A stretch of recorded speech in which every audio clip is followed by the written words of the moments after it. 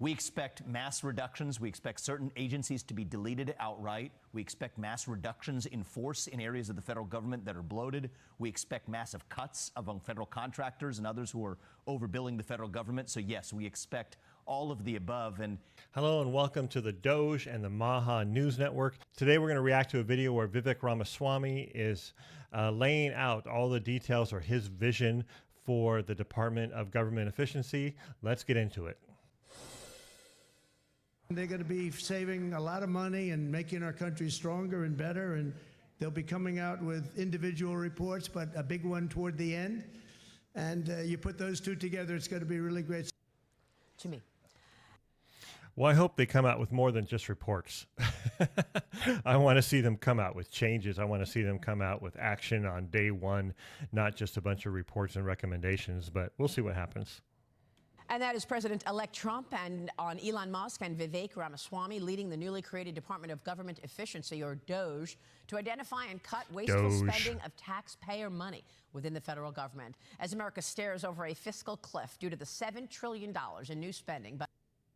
Okay, let's pause and take a look at this. So the cost of basic essentials under Biden-Harris administration, overall costs are up 20%.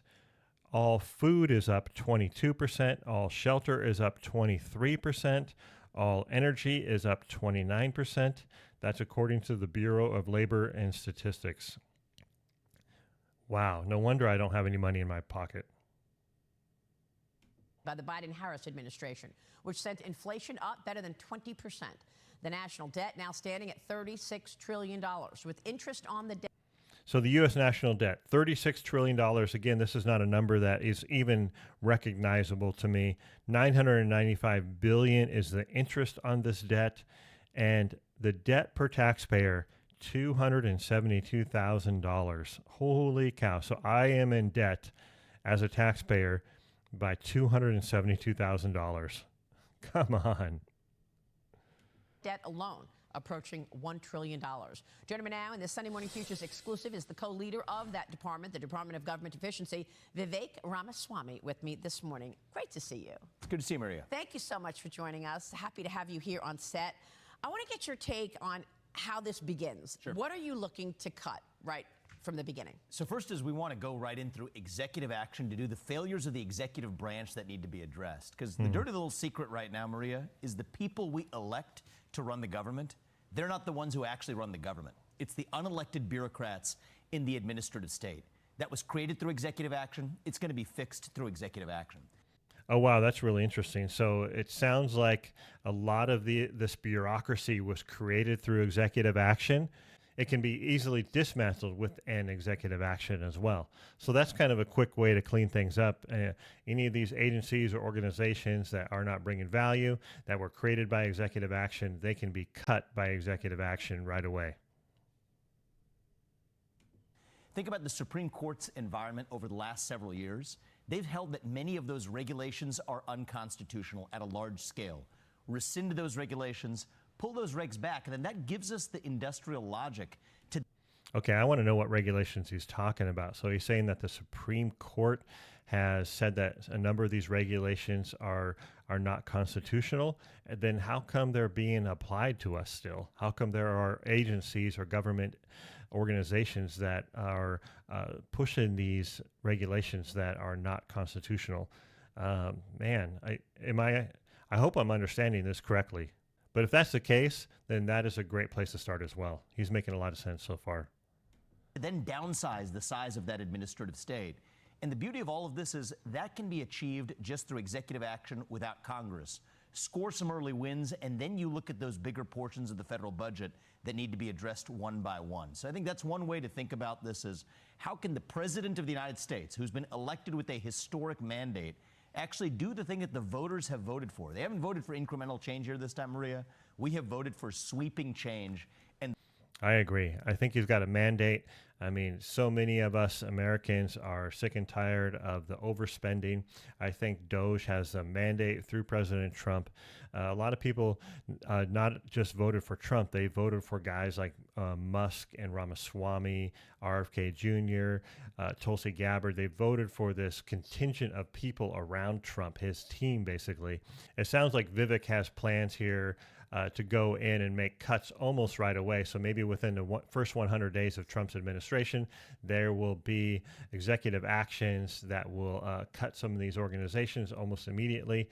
Then they'll start looking at things that they need to go through the legislature to tackle. The voters actually deserve to get it, and we're focused on how to do that as early and as quickly as possible. So President-elect Trump just said on that soundbite that you're going to make recommendations. So you're going to make recommendations in terms of where to cut after all that you've just said. Then what? Look, we're not going to be cutting ribbons. We're going to be cutting costs. And so those recommendations are going to be on a real-time basis. But we're not going to be cutting ribbons. We're going to be cutting costs. I love that line. I don't know why it's so funny to me. But yeah, Trump did say that they're going to reports. They're going to give him reports. But Vivek is saying it's more than that. They're going to be doing it in real time. They're going to do it, give a report, a recommendation, and then do the action. So hopefully they'll do the research, generate a report, make a decision, take action, do the cuts. And hopefully that will be just a revolving sequence of events that happens over and over and over again. I do want to take a big step back and understand, for people to understand the scope of this problem. Over $500 billion that's spent every year right now was not even authorized by Congress in the first place. $500 billion that's spent every single year was not even authorized by Congress. Why is it being spent? Oh my goodness, this is crazy. Okay, that seems like low-hanging fruit right there. The Pentagon has just failed its 7th consecutive audit, nearly $1 trillion of budget. They can't even tell you where it goes. Did you hear about that? I'm going to have to find that article and I'll report on that. But the Pentagon, nearly $1 trillion, they failed in their audit. They don't even know where nearly $1 trillion went. I mean, that is huge corruption. Where's that money going? Whose pockets are getting lined by that? Who's getting rich? It's definitely not the American people. How come that money, instead of going overseas or going into someone's pocket, didn't go to people like, didn't go to normal Americans that really need it, like the people in Hawaii or the people in South Carolina or Florida that were devastated by hurricanes? I mean, this money can be used in so many better ways instead of being wasted, instead of being like lost. So I think part of this is exposing for the public the extent of that rot and waste, but then to take steps first through executive action. That's a big part of it, expose and it. then laying the groundwork for broader change through legislation as well, to rein in that deficit, to rein in that budget. And more crucially, Maria, I know we're talking about this in terms of efficiency, but there's something deeper going on here.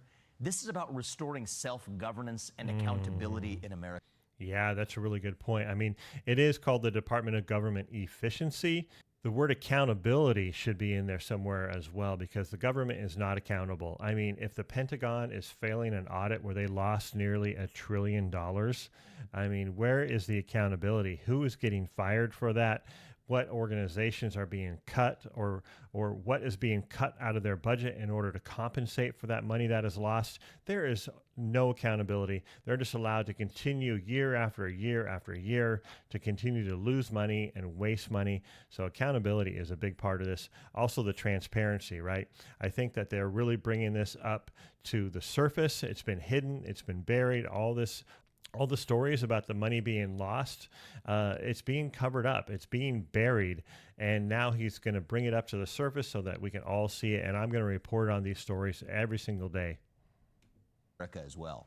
Elected leaders, if they make the wrong decisions, voters have a great choice. You can vote them out and remove them. Accountability. Most of the people making these decisions, from healthcare to the Department of Defense, are failing on effectiveness because they have no accountability.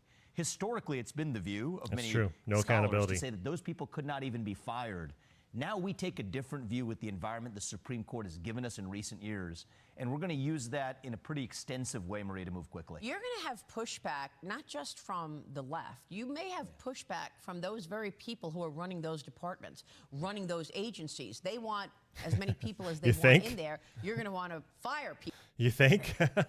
That's what these government agencies do. Their whole purpose is to justify their own existence. It's like this cyclical thing. They're always trying to justify their existence. Their purpose is to justify their purpose. Their purpose is to justify their existence. And so they're always trying to justify their budget. They're trying to justify the number of employees that they need. And so it's not really about the American people. It's about their self-preservation. People. So how are you going to deal with that? You're also perhaps looking at pushback from Congress. How are you going to deal with It's Congress? going to be a fight. How are you going to deal with having Congress need to change the law? Well, look, the beauty of this is I think we have a lot of allies in Congress who have their heart in the right place. But what we've learned is over the last 40 years, even conservatives, we've talked a big game for 40 years about cutting the federal government, about reducing the scope of the federal Yeah, exactly. Both Republicans and Democrats are to blame for this. Neither side has been cutting money. I mean, they continue to grow the budget year after year after year, wasteful spending year after year after year. This happens under every single administration, whether it was Obama, Bush, Trump, of course, Biden. I mean, the waste is everywhere throughout all the administrations. The government officials are not interested in cutting. So this is going to be a massive battle for these guys. Government. Politicians haven't been able to do it. And so Elon and I, we're not politicians. We're businessmen. We're coming at it from the outside. Sometimes if you go inside, you become native to the system. So President Trump, I applaud him for his... Native to the system? Don't you mean corrupt? Bought off, paid for? Come on, native to the system. That is a kind word. Creativity and his open-mindedness to setting this up for success in a way that hasn't happened before. But I come back to the principle. In the early months, score quick wins through executive action, show what can be done then, and then... I like that. Quick wins, show success, and then you're going to get some momentum, and hopefully some of these congressmen and women and the Senate can get behind this. And I think we will lay the groundwork for Congress to have to take meaningful steps in budget reductions for the future. A lot of these discussions we have are theoretical. I have to cut different entitlement programs or whatever. Let's start with the fact that there is massive waste, fraud, and abuse right now. Exactly. A lot of people are worried that, they're going to cut all these different programs. They're going to cut Medicare and Medicaid. They're going to cut programs for people with disabilities. That is all BS. They're going to get rid of the waste first. I reported on this yesterday. $236 billion were sent to the wrong people, called improper payments. Check out that video from yesterday if you want to know more. $236 billion. Let's cut that first, right? That's an easy cut. That's a big win. And then agencies that are not being accountable for their overspending, for their wasteful spending, for their fraud, get rid of that. That's where they're going to focus. They're not going to focus on Medicaid and Medicare and the spending that we need to support people that need it. Federal contractors are really exploiting the federal government. You could take haircuts across the board, and they would be no worse off for it. And it's not just about cutting cost, but increasing effectiveness from defense to healthcare. A lot of that is a failure of the administrative state itself, Maria, that rests under the executive branch. And I'm optimistic. It's part of why we've set an end date on this. Our work is done by July 4th, 2026. Unlike every other government project, we don't want this one to last. We want to go in, fix the problem, dissolve, and move on, and set an example for how our federal government should run. I love that. But again, you are going to face pushback. Sure. No. July 24th, 2026. So actually, that's a year and a half. I think yesterday I said that was 2.5 years. So they have a year and a half to get it done. I'm excited. I mean, I think it's going to be a fast track. I think it's going to be really fun to see what happens. And I think they'll get a lot done, although it's going to be a big fight. But I'm thinking they'll get a lot done and they'll make a lot of progress. They're going to open up the eyes of all Americans, and they'll get more and more support as the momentum increases. From within. Sure. And you are going to have to make this so compelling that you get the support, congressional support. So how do you do that? Well, look, I think the public is on our side. Most of the public understands their taxpayer Agree. dollars are not being well spent. They Agree. want to hold these decision makers accountable, and they're not able to. These congressmen are responsive to the people. Many of them are quietly on our side as well. So I think the division of responsibilities, a lot of people who face two-year election cycles in political Congress, they're quietly on their side, so that means they don't have any balls to stand up with them until maybe there's some momentum. Right now, they're quietly on their side. They maybe agree with them, but they're so afraid to talk about it. come on, get a spine, stand up, support these guys. They end up looking at what's happening tomorrow. We're looking at the next 250 years. We want to give them credit for doing the right thing. Elon and I aren't in this for the credit, but I think we're going to build the consensus to make the kind of deep cuts that haven't been made for most of our history. Are you expecting to close down entire agencies, like President Trump has talked about the Department of Education, for example? Are you going to be closing down departments? We expect mass reductions. We expect certain agencies to be deleted outright. We expect mass reductions in force in areas of the federal government that are bloated. We expect massive cuts among federal contractors and others who are overbilling the federal government. So yes, we expect all of the above. And I think people will be surprised by, I think, how quickly we're able to move with some of those changes, given the legal backdrop the Supreme Court has given us. You've got what has... So he's pretty optimistic that he can make these cuts quickly and effectively because of the legal backdrop of the Supreme Court. So that makes me a little bit more optimistic as well. I know there's going to be a huge battle, of course, a lot of crying and whining. I'm also curious exactly what agencies they are going to cut. Can they cut an agency as big as the Department of Education? I mean, I think that would be awesome. Get rid of the federal Department of Education and let education be run by the local communities, by me and you, the parents and the people that we vote to be on our public school boards.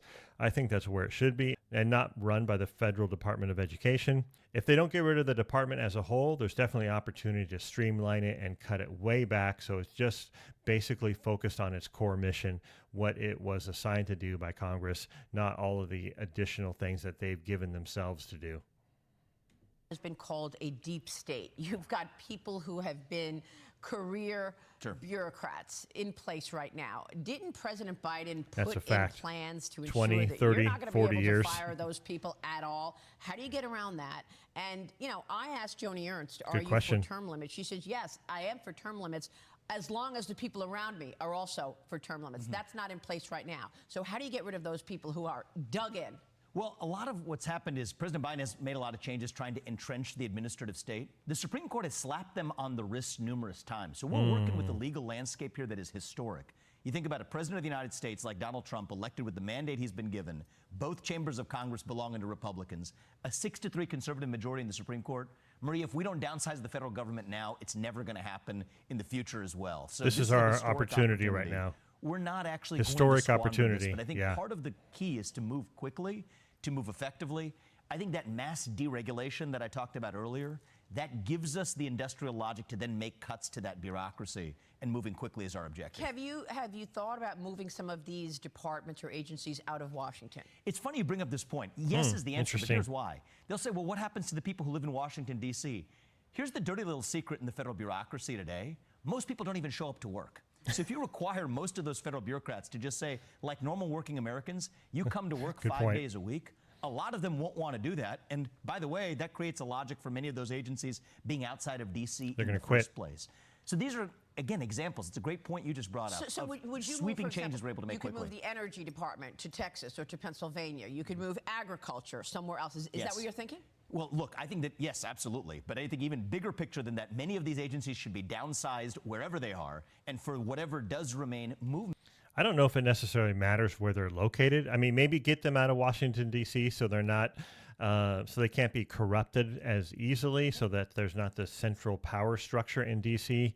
Maybe spread them out so they're actually out in the real world with real people, not a bunch of D.C. cronies working at them.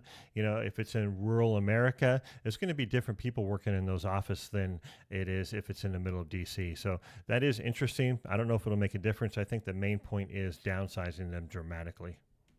Many of them out to be where they're more accountable to the people. And by the way, if you have many voluntary reductions in force of the workforce in the federal government along the way, great. That's a good side effect of those policies as well. And so our goal is not to be cruel, by the way, to the individual federal employees. Most of them, I do want to say this, are individually good people, and we want to be compassionate and generous in how we handle this transition. Agree. I agree completely. I mean, we're talking about the agencies and the corruption within the agencies. It's a process thing. It's not necessarily a people thing. Of course, there are some corrupt individuals and some corrupt leadership and politicians that are in these organizations. However, I think most of the workers in these organizations, they're just working a job. You know, they're good people working a job, trying to make a living for their families. And so I'm definitely agree with him about being compassionate towards them. I'm curious to see what kind of severance package he'll give them, what kind of job retraining opportunities there will be. I'm sure all of that will be available. But the real issue is there's just too many of them. We don't need 4 million, and we shouldn't have 4 million civil servants who can't be elected. 4 million civil servants, 4 million people working for the government like this. That's a lot. Or aren't even elected or can't be removed from their positions. It's anti-democratic. Real quick, we got to jump, but when you look from 30,000 feet, I know you're just getting into this now. Which agency or department is the most bloated, would you say? It's a tough competition. It's across the administrative state. I mean, President Trump's talked extensively about areas. It's a tough competition. There's so many that are so bloated. It's really hard to say who wins. Like the Department of Education. Obviously, those kinds of agencies shouldn't even exist and should be returned to the states. But it's a culture, yes, Maria, that's return it to pervaded the the entire federal government of hiring people who have no accountability. The federal government is way too big. The states need to run these things. It should not be in the hands of the federal government. It doesn't make things more efficient. It just makes things more corrupt. To everyday Americans. And I think that's what's going to change when you take this new effort at DOGE, at the Department of Government Efficiency. It's about efficiency as much as it is about restoring accountability. And this time, actions are going to speak louder than words. And I'm excited to get started in January. Efficiency and accountability. Amen. Of all of this, Vivek, I really do. But wow, what a year and a half you've had. Yeah. As we go, a little self-reflection from you. What a year and a half you've had. I mean, what a journey it's been. I'm incredibly grateful to this country. I mean, I was 37 years old when I became the youngest person ever to run for U.S. president. I've lived the American dream. It's only possible in this country. That's right. And our goal, and Elon Musk, take him as somebody who's an immigrant to this country, came from nothing, became the most successful capitalist in history. We want to work together to pass that American dream on to our kids. That's what motivates us, and I think we're going to do it. This great nation is lucky to have you. Thank you very much. Pass the American dream on to our kids. I like that. There's your vision statement for DOGE. Pass the American dream on to our kids. Wow, I thought that was really good. I hope you liked that interview with Vivek Ramaswamy. I thought it was a really good insight into the vision that he has for the Department of Government Efficiency, aka DOGE. And so I'm really excited to see what they can do and how fast they can do it and the impact it's going to have on our economy. If you're interested as well, I'm going to bring you daily stories from DOGE. Go ahead and like and subscribe. Please comment below. Tell me what you like about this, maybe even what you dislike about DOGE. Please tell me in the comments below. I would love to hear it. And I appreciate you watching, and I will see you on the next video. Take care.